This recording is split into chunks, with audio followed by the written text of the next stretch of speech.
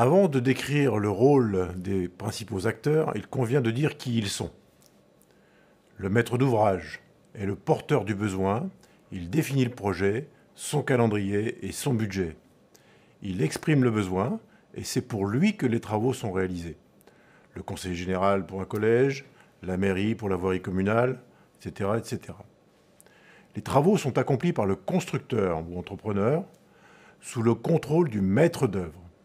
Le maître d'œuvre, en abréviation MOE, est l'entité architecte, entreprise ou artisan retenue par le maître d'ouvrage pour la réalisation de la mission dans les conditions de délai, de qualité et de coût fixés par ce dernier. Choisi par le maître d'ouvrage, il conçoit, organise, coordonne, supervise les différents corps de métier qui travaillent le projet et le livrent une fois terminé.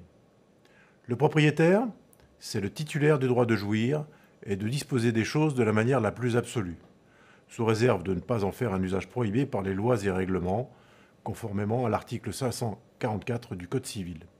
L'exploitant, ou le gestionnaire, lui, assure le fonctionnement de l'établissement sans en être nécessairement le propriétaire, le directeur d'une école maternelle par exemple, et doit tenir à jour le registre de sécurité. Le maître d'ouvrage et l'exploitant sont les premiers responsables de la sécurité du public admis dans l'établissement.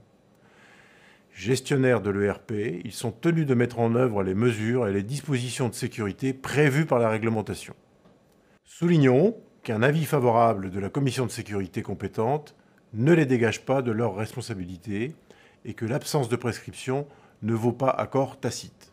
Ils doivent mettre en œuvre les mesures prévues par le règlement de sécurité, et ce même si la commission de sécurité n'a pas relevé de point de non-conformité. Chaque exploitant doit s'entourer de personnes compétentes. Il s'agit des architectes, des techniciens compétents, des organismes de contrôle agréés, des employés compétents, etc. Ils interviennent pour concevoir, entretenir, contrôler et conseiller l'exploitant.